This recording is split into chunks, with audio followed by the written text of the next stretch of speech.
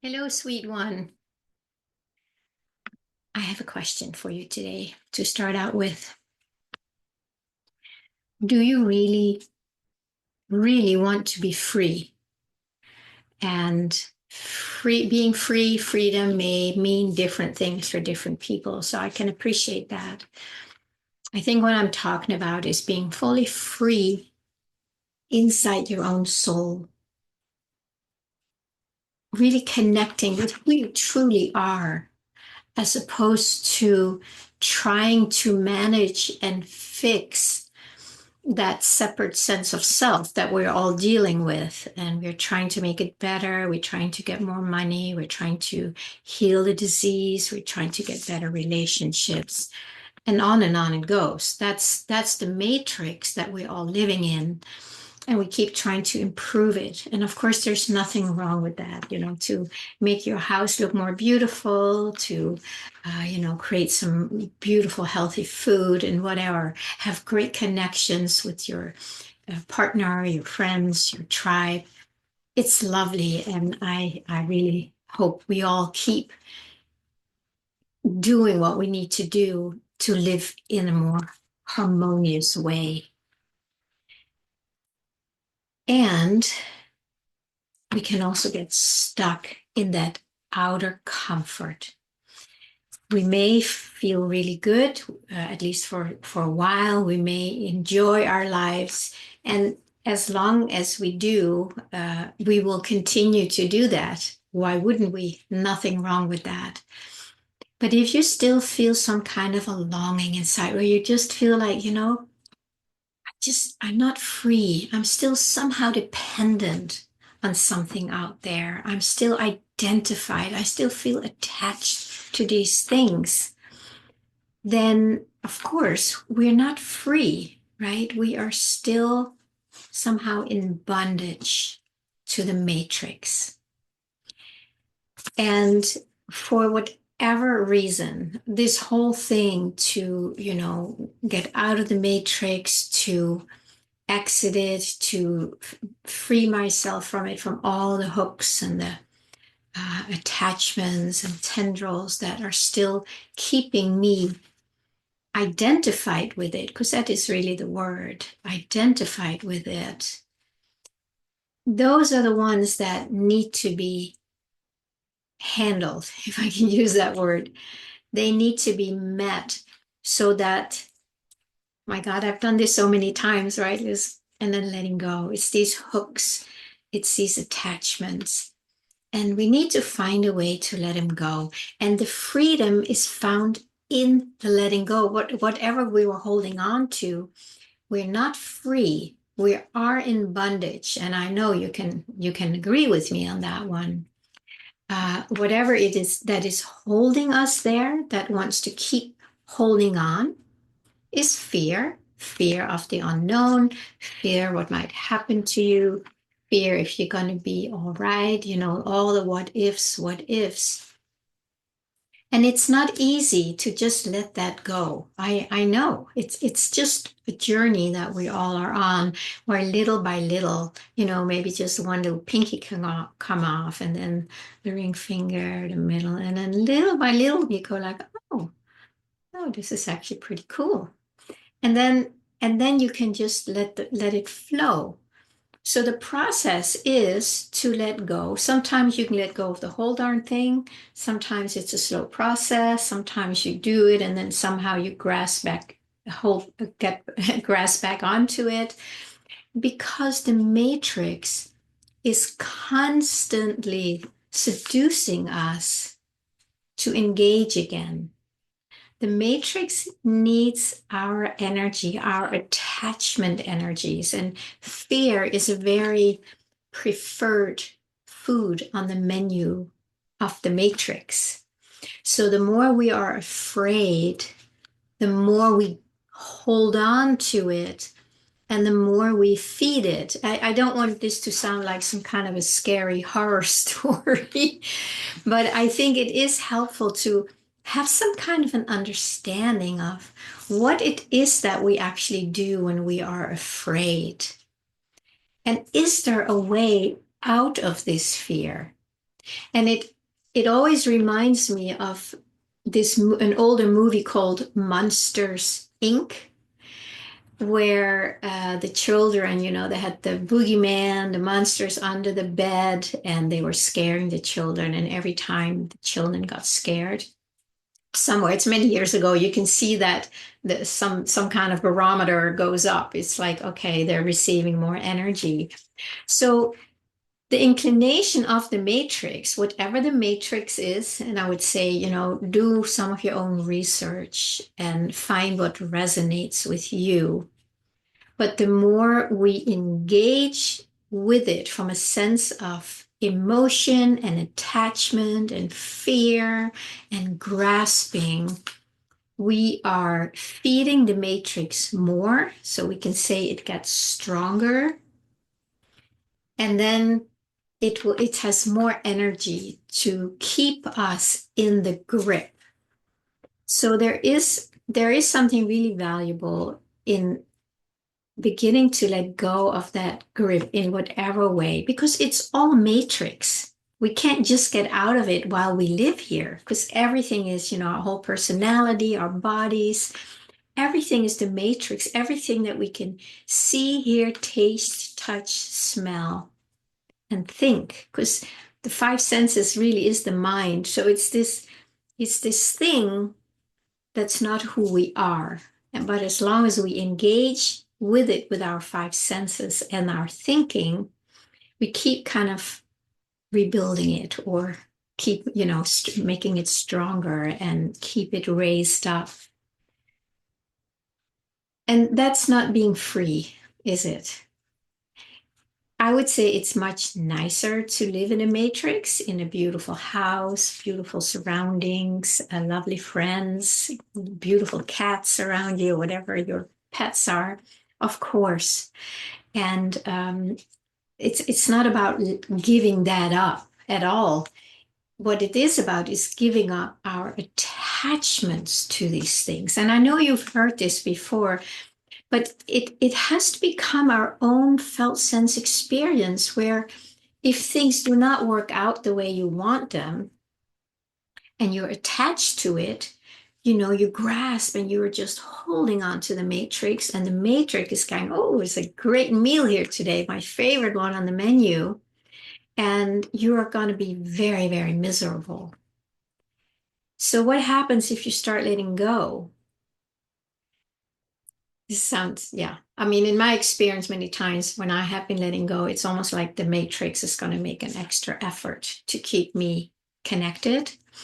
And it's easy then to go, well, I'm not going to do this. This is too scary. So we grasp onto some kind of a false security in a matrix, and then we're hooked back in. So to make that leap from being attached to the matrix, and I'm saying attached, it's not like getting out of the matrix. I don't know if that's possible while we're in this three-dimensional form. Maybe it is. I just don't know that. There might be other people who have a lot more information about that. But it's making that transition. And that seems to be what I talk a lot about, because that's what's here. And that's all I have to share, is what is here. So getting out of the grip of the matrix is letting go, softening, healing, embracing the parts of us that are really attached to it. That's when you will get more freedom. Now, in my experience, where there's still a lot of unconscious patterns and unintegrated parts of me that are still coming up, and that I need to meet, so that they don't hold me in the grip of the matrix. If things are unconscious, and we all have plenty of unconscious layers. So as long as they're unconscious, there's not much we can do about them. But there will be something about them that we will recognize there is something there. And it's things that make us feel very uncomfortable, upset, activated. So those are kind of the doors in to start feeling into what is that? What is the felt sense experience? You may not know what it is up here, but you can start feeling into the body what is actually going on. And that's when we go to the rawness of the experience itself. It's the energetics of it. And then we can start listening to that and learn from it and allow it to be there. We are not never trying to fix anything. Because if we try to fix it, we're giving energy to it again. We can just hold it, allow it to be in a loving space of presence and stillness. And this again, it's not something you learn overnight. There's a lot of steps before that where you really need to learn how to listen and how to love it, how to really hold it in a loving space. And the more we do that, it just kind of melts, and that there's just what's left is just a willing presence in you as you that is just able to stay with the discomfort without shying away, without trying to fix it, without holding it. There's a lot of that in inner child work. Very important phase, very important. Nothing here is being judged as shouldn't happen. It's all very valuable. But when you get to the next place where, let's say holding it and loving it, there's still a lot of duality in that. And so you kind of, now you're feeding, I'm loving my inner child, or whatever it is that we do. At some point, that will also start dissolving, and you will just be able to be present in the raw experience of the discomfort. And the steps before is to hold it. So you get comfortable, and that part gets comfortable knowing that you're not going to judge it anymore. You're not going to contract around it. You're not going to be ashamed of it. So that's why that phase of really loving it is really essential. I would not try and skip that, because then you might do that little bypass, right? But then you come to this place, and I'm going through a part of myself right now, a part that I knew something was there, but somehow I had never really gone there. And by working with somebody who works very similarly as that's why I was moved to work with this person. I'm totally able to be present there now and be in the experience without fear, without trying to fix it, without trying to know something about it. It's just there. And if there's knowing, it's also there because it's all inside of that contraction. So once we soften that contraction, this thing becomes available. And I've talked about this this frozen water droplet, right? It's like when the frozenness starts melting, the water is right there. And then we can just be in the water while it's still softening or melting the frozenness. And when we connect with what was frozen before, as we feel it starting to melt, there is an incredible sweetness in that. An incredible sweetness.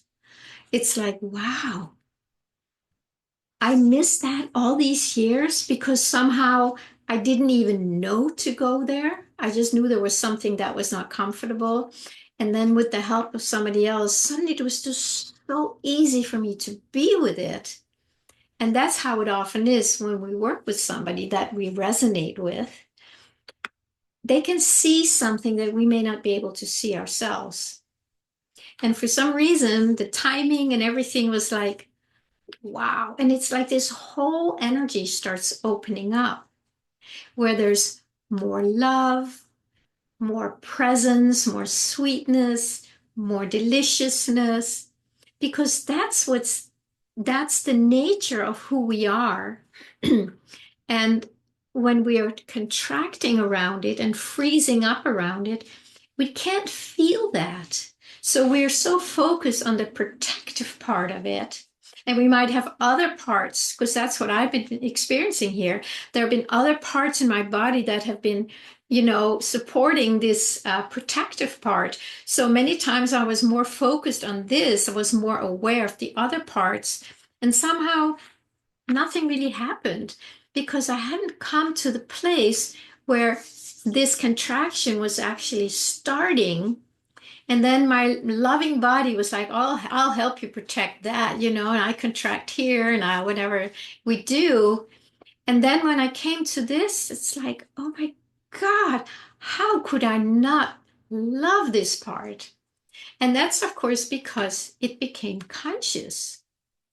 And it wasn't conscious before, and I could not do it on my own. I really needed somebody with a bigger vista than I have in this area to help me see that and to help me be present with it.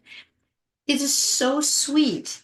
And it's, of course, a total confirmation for me, too, what I have been talking about all along. And then there's times where we just need somebody to help us with that. So, that's why the question, do you really want to be fully free? Or do you still want to enjoy the matrix? The choice is totally yours. It's an individual thing that we all need to just check in. It's like, what do I really want? Because there is this phase where we are starting to let go, right? And eventually surrender and just be in the rawness without the protection, without the contraction. There's a sense of fear because the reason we protect something is because we are afraid to find out and to feel what's inside. But I have a secret. It's always love that we find in there. It's always sweet when we really get to the core of it. And the process of melting the frozenness, you can start feeling the sweetness because something is moving, but you can also still feel the protection and the fear, right? So there is a phase where both are there. And that's why the more we are learning to be present without resisting, without judging, without all these things, the frozenness is still there and the melted frozenness is there. It's this mixture, and we can really be with the process as it is letting go. That is very sweet. And in that process, what I'm experiencing, there is so much love and compassion for the process and for the part that I had been holding, protected. I think this is for lifetimes. This doesn't feel like it's just this lifetime. So it's very old and deep and ancient and not something we're always aware of. But when it becomes conscious, the process is so precious. So I really want to encourage everyone to find that place inside of them. If you want to be free, that is, to feel that longing, right? We come back to longing again. Feel that longing for freedom. And when you keep connecting to that freedom, that longing for freedom, like I did a little meditation recently. It's like, yeah, I really, really want that. I want that for myself. I want freedom for myself. There's this love in it. And you're giving energy to what you want as opposed to trying to fight and get rid of and contract around and protect whatever we do. So this energy is now going to this energy that will liberate these contractions. And what happens then is we don't know, you might suddenly run into somebody who's going to help you with that, or there's these synchronicities where suddenly something opens up for you, which is going to make it easier. So the more we stay with this longing in here, what we really want, we are opening the door. And that we really want, if it's freedom or peace or love, that is what we're feeling. So we're opening the door to that to come out and start dissolving anything that has kept it hidden and protected. I hope this is helpful. I hope, of course, I hope this will inspire you to go inside and go and check out what really, really matters to you. If you want to keep protecting these parts, if you are doing that, you may already be free. And I say hallelujah. Or if you want to take the next step and go inside, let the longing guide you to how to do it. If you want to work with somebody, if you want to do it on your own, if there's a book that resonates with you, or a YouTube channel, or who knows what, let that guide you and then see what unfolds.